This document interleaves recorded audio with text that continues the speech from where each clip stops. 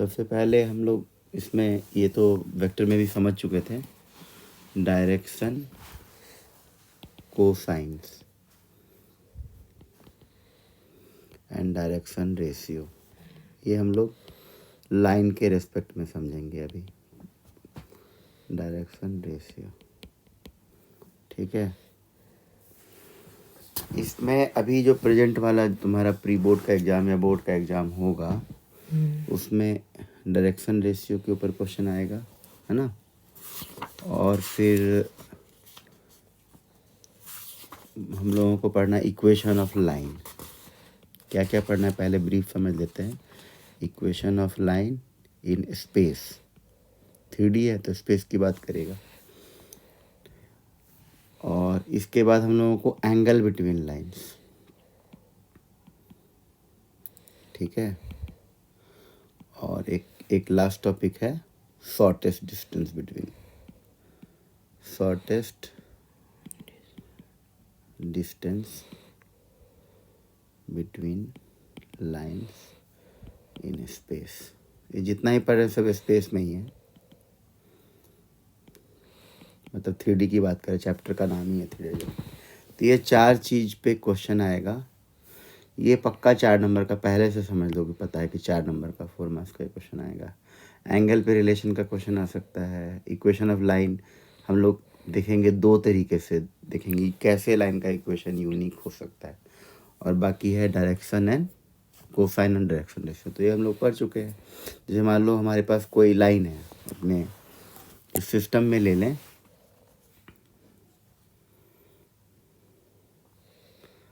Suppose करिए कि हम लोग कोई लाइन ले लेते हैं। पहले एक्सिस बना लेते हैं। एक्सिस के बारे में बात कर चुके हैं, जो कि तुम्हारी तरफ आएगा फ्रंट साइड में, ये हमारा एक्स एक्सिस कहलाएगा, ये वाई एक्सिस कहलाएगा, जो वर्टिकली जा रहा है वो जेड एक्सिस कहलाएगा। मान लो हमारे पास कोई लाइन है, ठीक है। तो ऐसा करते हैं कि लाइन को हम लोग ना इससे पास कराते हैं, ओरिजिन से। वैसे कहीं भी रहेगा लाइन, तो उसको हम लोग क्योंकि वेक्टर के टर्म्स में फ्री वेक्टर समझते हैं, तो उसको ओरिजिन से पास कराने के लिए ला सकते हैं, है ना, क्योंकि फ्री वेक्टर कहीं भी घुमा लेंगे। तो हम लोग मान लेते हैं कि हमारे पास एक लाइन जो है इस यूँ जा रहा है, ऐसे, दिस इज आवर लाइन। और हमें पता है लाइन में 2 डायरेक्शन, मतलब दोनों तरफ एरो लगाते, क्योंकि कोई एंड पॉइंट नहीं है। अब हम लोगों को समझना है कि ये कैसे हम लोगों को क्या एंगल लगता है। एक एंगल हम लोग इधर से नाप सकते हैं एक्स एक्सिस से, जिसको कि अल्फा बोलेंगे। एक एंगल आप यहाँ से नाप लीजिए, जिसको बीटा कहेंगे। और एक एंगल आप कोई भी दूसरा इधर से हम लोग ऐसे करके इसको गामा कहेंगे, ठीक है। अब ये हमारा ओरिजिन है, ये हमारा ओ ओरिजिन, जहाँ पे तीनों, और ये भी पता है सब म्यूचुअली परपेंडिकुलर होता है। वो यहाँ पे क्या कह रहा है, हम लोगों ने ये पढ़ लिया है ये वेक्टर के टर्म्स में कि L इज इक्वल टू अपना कॉस अल्फा होगा, आई कैप, है ना। और M वेक्टर लिखेंगे तब ना, M is equal to cos beta होगा, और N is equal to cos gamma होगा। हम लोगों ने ये भी पढ़ लिया था वहाँ पे कि L square M square plus N square is equal to 1 होगा। अच्छा, हम लोगों ने वहाँ पे ये भी देखा था कि कैसे L is equal to x by r होता है, कैसे M is equal to y by r होता है, और कैसे N is equal to z by r होता है। ये किस टर्म्स में, जबकि हम लोग ये बताते थे कि R कोई हमारा वेक्टर है जिसमें हमारा ये एक्स आई प्लस वाई जे और जेड के, ठीक है।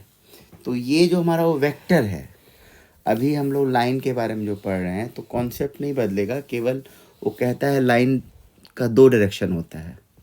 तो यदि हम लोग एक्स इस डायरेक्शन के लाइन को, जो हम लोग इसको डिनोट किए, इस डायरेक्शन ऑफ लाइन को यदि हम लोग अल्फा मान रहे हैं, तो यदि इधर से नापे होते तो ये हमारा क्या होता, पाई माइनस अल्फा, ठीक है। अच्छा, यही चीज वाई एक्सिस से ये वाला लाइन यदि ऐसे बना रहा है, तो यहाँ पे हमारा इधर से भी एक वाई एक्सिस होगा, इधर की तरफ, तो ये वाला जो एंगल बनाएगा वो पाई माइनस बीटा। तो हमारा कह रहा है कि लाइंस का इस तरीके से पाई माइनस अल्फा, यदि आप कॉस लगा दोगे तो इसका वैल्यू क्या आ जाएगा, माइनस कॉस अल्फा। इसका मतलब ये माइनस एल। इस कॉन्सेप्ट को ध्यान में देंगे तो सिमिलरली यदि हम लोग बात कर लें कि cos pi minus beta, y axis के मतलब इधर वाले डायरेक्शन से लेंगे तो, ठीक है ना। ऐसे ही इधर वाले डायरेक्शन से जेड एक्सिस का लोगे तो पाई माइनस बीटा हो जाएगा। तो सब कुछ हम लोगों को बता सकते हैं। ये माइनस एम और कॉस पाई माइनस गामा की बात आएगा तो ये फाइनली हमारा माइनस माइनस एन है। एन। तो इन जनरल क्या होगा कि जब भी कभी हमें कहेगा कि डायरेक्शन कोसाइन ऑफ कोई लाइन बताओ, है ना, यहाँ पे एल लाइन से इंडिकेटिव है तो लाइन का बताएंगे तो हम लोग प्लस माइनस करके बताया करेंगे, एल एम एन, क्योंकि दोनों तरफ डायरेक्शन होता है।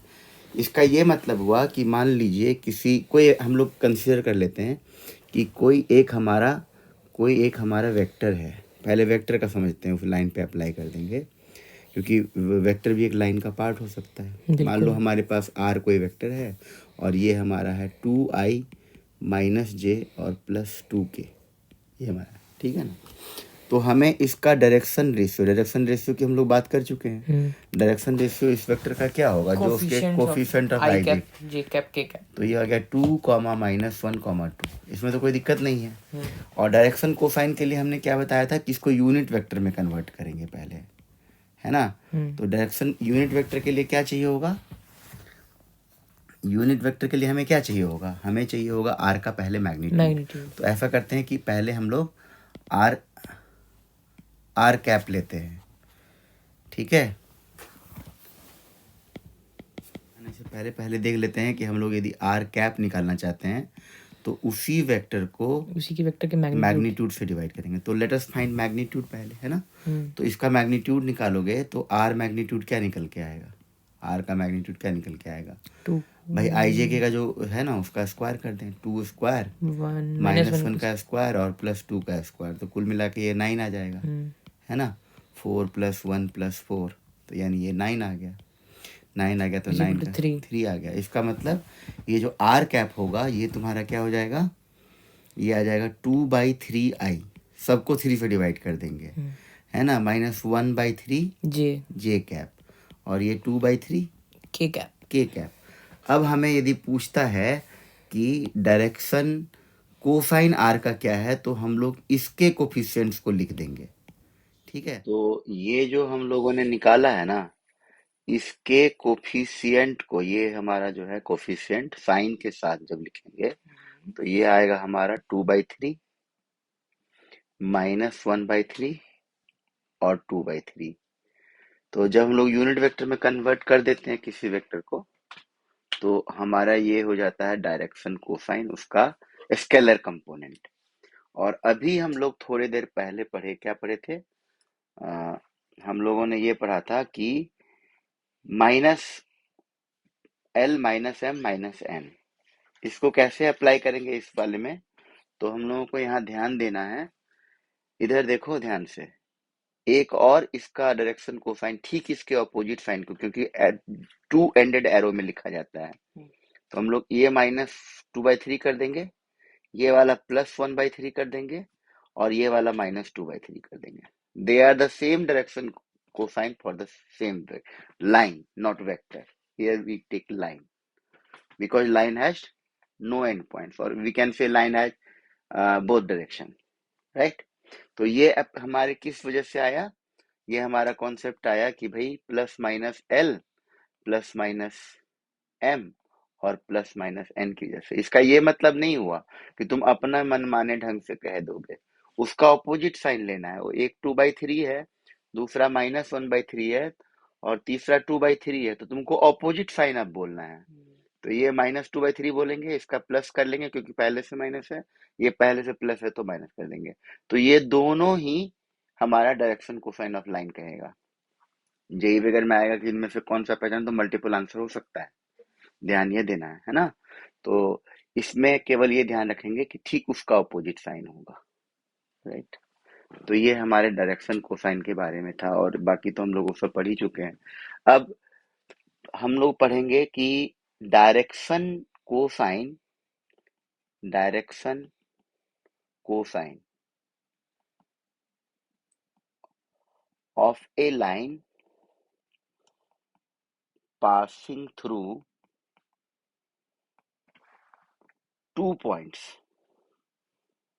ठीक है, दो पॉइंट से कोई लाइन पास कर रहा हो। ठीक, मान लो हमारे पास कोई एक पॉइंट P है और ये लाइन यहाँ से हमारा पास कर रहा है, और जो इसी लाइन पे दूसरा पॉइंट हमारा Q है। इस लाइन का कोऑर्डिनेट हम लोग मान लेते हैं x1 y1 z1। इस लाइन का कोऑर्डिनेट मान लेते हैं x2 y2 और z2। ठीक है, ये हमारे दोनों पॉइंट के कोऑर्डिनेट्स हैं। तो हम लोग जैसे दो पॉइंट होता है तो वेक्टर निकालते थे ना, बिल्कुल सेम टू सेम कॉन्सेप्ट यहाँ भी इस्तेमाल होगा। और हम लोग पहले निकालेंगे इसका डायरेक्शन रेशियो। तो पहले सबसे पहले एक PQ वेक्टर निकाल लो। PQ में क्या है, Q बाद में है, तो Q के कोऑर्डिनेट में से x के करस्पॉन्डिंग कोऑर्डिनेट को माइनस करके IJ के लगा देंगे। तो x2 minus x1 I cap, y2 minus y1 J cap, और Z2 minus Z1 K cap. अब हमसे यदि कोई पूछे, मतलब ये सारे x1 y1 z1 तो कोई कोई नंबर होगा ना, रियल नंबर होगा ये दोनों। तो तुम्हारा सॉल्व क्या भी बेशक ये तुमको बड़ा सा दिख रहा है एक्सप्रेशन, लेकिन ये सॉल्व कर लेंगे। मान लो ये 2 होता है, ये 1 होता है, सॉल्व करके ये आ जाएगा -1 देना। तो छोटे छोटे नंबर आए तो तुम्हारा IJ के में ही वेक्टर है, उसके कोफिशिएंट को हम लोग तो डायरेक्शन रेशियो कह सकते हैं। देखो अब हमें कहेगा डायरेक्शन रेशियो निकालो आप PQ का, या इस लाइन का निकालो जो दो पॉइंट से पास करता हो। तो हम लोग एक्चुअली में इस वेक्टर का निकाल देंगे, और वेक्टर का निकालेंगे तो डायरेक्शन रेशियो ये जो आएगा माइनस हो गया, तो x2 minus x1 comma y2 minus y1 और z2 माइनस z1, ये हमारा इसका जो है सो डायरेक्शन रेशियो हो जाएगा। और यही बात तुमको डायरेक्शन कोसाइन पूछेगा तो इसी का क्या करोगे, कैप निकाल दोगे। समझ गए। और इसका कैप क्या होगा, इसका कैप हो इन जाएगा, तीनों का स्क्वायर कर रूट हाँ, से डिवाइड कर तो देंगे। x2 माइनस x1 अपॉन में, देखो ध्यान से, x2 up minus x1 upon में हम r लिख दे रहे हैं, और y2 माइनस y1 अपॉन में r लिख दे रहे हैं, और z2 माइनस z1 अपॉन में r लिख दे रहे हैं। ये हमारा डायरेक्शन कोसाइन होगा। वेयर r क्या निकलेगा, r जो होगा बता सकते हो क्या होगा, ये हमारा आएगा x2 माइनस x1 का whole square, plus y2 y2 minus minus y1 y1 का होल स्क्वायर, प्लस और z2 z2 minus minus z1 z1 का का होल होल स्क्वायर। स्क्वायर। ये हमारा होगा r, मतलब उसका मैग्नीट्यूड निकालना है। ठीक है, तो अब हम लोग थोड़ा सा ना इसके लिए एक इलस्ट्रेशन ले लेते हैं, और बुक का ही ले लो, है ना, एग्जाम्पल ले लो तो और बेटर है। जैसे हमारे पास एक क्वेश्चन है एग्जाम्पल नंबर 3 क्या कहता है, एग्जाम्पल 3 बुक का, एनसीईआरटी बुक का देख लो तुम। ये कह रहा है find the direction cosine of line passing through, ठीक है, पासिंग थ्रू 2 पॉइंट्स। देखो, और पॉइंट्स बता रखा है तुमको -2 4 -5, इसको हम लोग P मान लेंगे, और दूसरा पॉइंट को Q मान लेते हैं। 1 2 3 दिया हुआ है, कह रहा है इसका डायरेक्शन कोसाइन बताओ। तो सबसे पहले हम लोग डायरेक्शन कोसाइन के लिए भी डायरेक्शन रेशियो निकालेंगे। पहले डायरेक्शन रेशियो निकाल लो। डायरेक्शन रेशियो जो PQ वेक्टर हम लोग मान लिए हैं मन में, P और पॉइंट को, तो PQ वेक्टर क्या हो जाएगा, 1 में से -2 करोगे, -3, ठीक है, सॉरी 3, और इसके बाद हम लोग 2 -4 करेंगे, -2, और 3 माइनस ऑफ -5 करेंगे। 8, ठीक है, तो ये हमारा इस तरीके से जो कैलकुलेशन हो गया आएगा, ये 3 आ गया, -2 आ गया, 8 8 आ गया। ये हमारा क्या है, ये डायरेक्शन ऑफ डायरेक्शन रेशियो है। रेशियो। तो हम लोगों को तो कह रहा था क्वेश्चन में क्या निकालने, डायरेक्शन कोसाइन। तो पहले हम लोग PQ का यूनिट वेक्टर निकालेंगे। तो PQ का यूनिट वेक्टर चलो निकालते हैं। मतलब हम लोग पहले PQ वेक्टर का मैग्नीट्यूड निकालने, पहले मैग्नीट्यूड क्या हो जाएगा, 3 का स्क्वायर -2 का स्क्वायर और 8 का स्क्वायर, क्या हो जाएगा, 9 + 4 + 64 64। √77। तो ये तुम्हारा आ जाएगा 77 रूट में। तो अब तुम बताओ इसका क्या लिखेंगे, 3 3 बाय, बाय √77 हम्म -2 बाय √77 हम्म और 8 बाय √77। ये इसका DC है। ये इसका डायरेक्शन कोसाइन है, तो याद है, बहुत आसान है। अब तुमसे ऐसे कह देगा कोई कि भाई direction cosine x axis, y axis and z axis का बताइए, है ना, x एक्सिस, y एक्सिस और z एक्सिस का बताना है तुमको। तो हम लोग ये देख लेते हैं एग्जांपल 4 बुक का। डायरेक्शन कोसाइन किसका निकालना है? एक्स एक्सिस का, वाई एक्सिस का और जेड एक्सिस का। बता सकते हो क्या होगा? एक्स एक्सिस का हम लोग क्या, यदि हमारा यूनिट वेक्टर होगा एक्स एक्सिस की तरफ में, तो यूनिट वेक्टर क्या लिखेंगे? आई कैप। केवल आई कैप लिख देंगे हम लोग। एक्स एक्सिस की तरफ का जो हमारा आएगा, रिप्रेजेंट करना है तो आई कैप से डिनोट करेंगे। और आई कैप दिया है, इसका मतलब क्या हुआ? इसका मतलब बाकी कोऑर्डिनेट 0 0 है, मतलब 0 j और 0 के। k। तो इसका और ये इसका मैग्नीट्यूड तो 1 ही आएगा क्योंकि आई कैप है। तो हम लोग क्या बताएंगे इसका कि डायरेक्शन रेशियो पहले 1 होगा, 1 0 0 0। 0। सिमिलरली, इसका डीसी भी 1 0 0 है ना, सिमिलरली हम लोग ये बता सकते हैं, DC of x axis.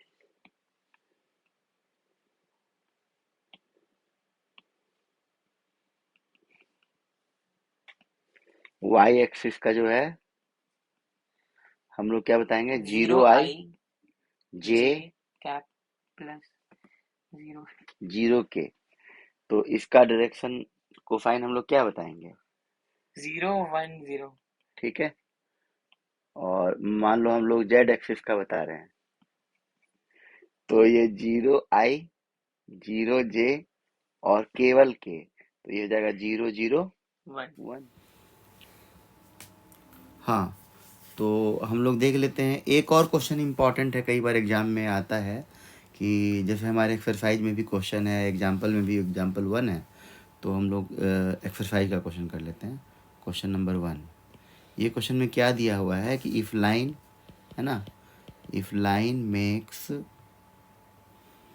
Angles 90 degree, 135 degree, 45 degree with x y z axis respectively. ठीक है। तो कह रहा है find find its direction cosine, find its direction cosine. ये क्वेश्चन है, बिल्कुल सिंपल है। एक्स एक्सिस के साथ तुम्हारा एल और कॉस अल्फा बताया था ना, तो यहाँ पे क्या है तुम्हारा एल जो है कॉस 90 निकालना पड़ेगा, और कॉस 90 कितना होता है? 0।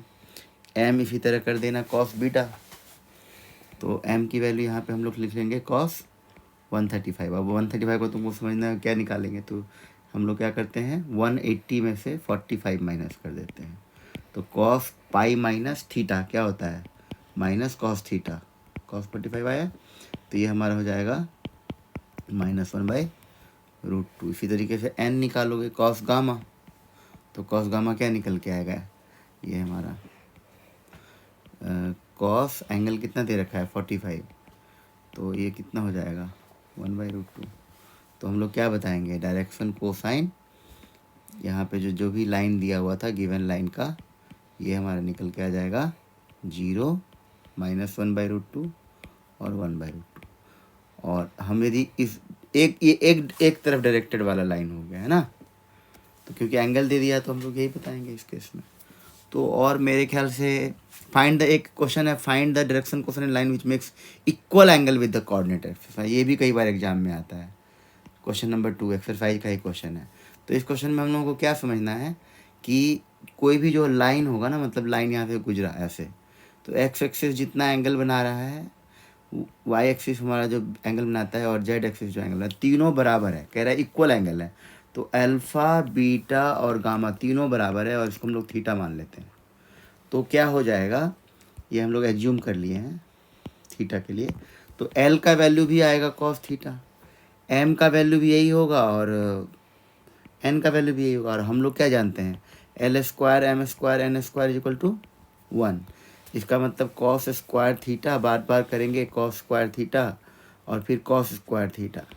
ठीक है, तो ये 1 आया, तो इसका मतलब 3 cos square theta is equal to 1। तो cos theta is equal to क्या हो जाएगा? Cos square theta is equal to 1/3। इसका मतलब cos theta is equal to plus minus ले लेते हैं 1/√3। ठीक है, तो पूछा था find the direction cosine. Direction cosine अब तुम क्या बताओगे? एल एम एन को ही तो बोलते हैं, तो तुम प्लस माइनस बाहर ले लो, और 1/√3 1/√3 और 1/√3, ये तुम्हारा आंसर हो। ठीक है, तो दिस आंसर। तो क्वेश्चन आर वेरी इजी, तुम करोगे तो तुमको समझ में आएगा। और अगला क्वेश्चन है इफ द लाइन है direction ratio this what is the direction coefficient, तो हो जाएगा। कोलिनियर का एग्जांपल में ही दिया हुआ है, पहले बता चुके हैं, ये भी हो जाएगा। तो ठीक है, तो यहाँ पे हमारा एक्सरसाइज 11.1 जो है तुमको अच्छे तरीके से आ गया। जो क्वेश्चन छोड़ा हूँ उसको कर लेना। हम लोग नेक्स्ट टॉपिक पढ़ेंगे।